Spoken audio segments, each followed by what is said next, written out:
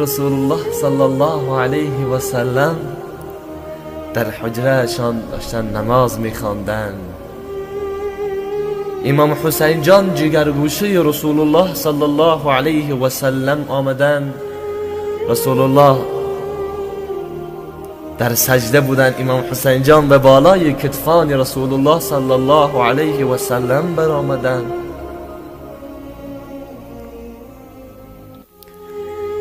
رسول الله آهسته خیستن تا نیفتن جگرگوشهشان، سلام دادن و گفت ای جانی بابا چی کار میکنی؟ گفت بابا جان. رسول الله صلی الله علیه و سلم فرمودن جانی بابا. گفت مرا اسبت بکنی و چخیلی که ما کودکای در بالامون بار میکنیم بعد در زمین چرخ میزنیم.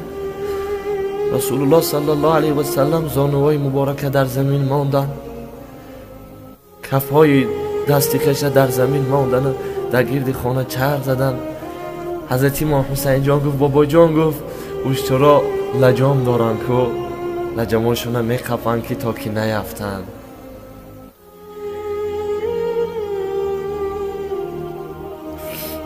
این فقیری رسول الله صلی الله علیه و سلم من بیان میکنم.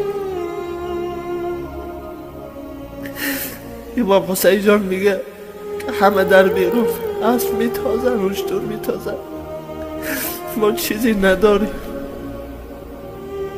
رسول الله صلی الله علیه و سلم میگه جانی بابا ما گریبانی بابا جان طبقه.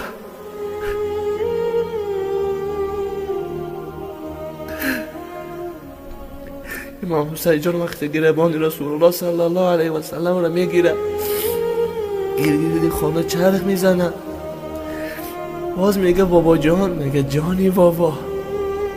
میگه شطورا آواز دارن که عفون عفون میگن که شما شطوری ما آواز نداره. میگه جانم فدای نامش.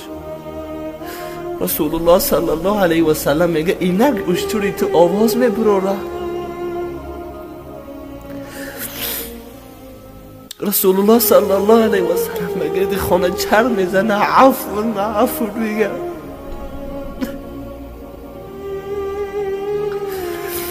جبرائیل علیه السلام با یک شدتی را فرود میبید.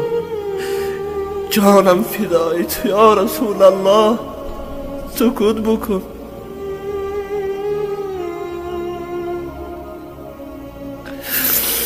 عرش خدا در لرزه در آمد یا رسول الله. قسم میخورم والله، میگه اگر سیمون باره عفون میگفتی، معنای عفون یعنی ببخش میگفتی، الله رب العزت دوزخت از بین میگیری. وقتی رسول الله صلی الله علیه و سلم رحمتا للعالمین عفون گفت، حتی جبرائیل فرمودن در یکم بار رحمت خدا چنان جوش زد عرش بلرزد در آمد. ما غیرت بکنیم، نخواد که یک بار کم در روحی بزرگوار صلوات نفرستیم. چه خیلی امتی هستیم، چه خیلی پیروی شخصیت بزرگواریم ما. نمو زمانی را به یاد بیار که رسول الله صلی الله علیه و سلم زدن، از دندان مبارک خون جاری شد.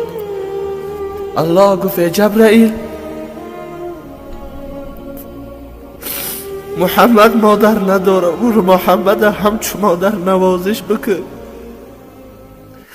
حضرت جبرائیل علیه السلام آمدن خونهای لب رسول الله صلی الله علیه و سلم تازه کردن. و تا اگر بخواهی همین قوم همشه تگرو میکنه خدا. اما رسول الله چی فرمود؟ اللهم اهدنی قومی، اللهم اهدنی قومی.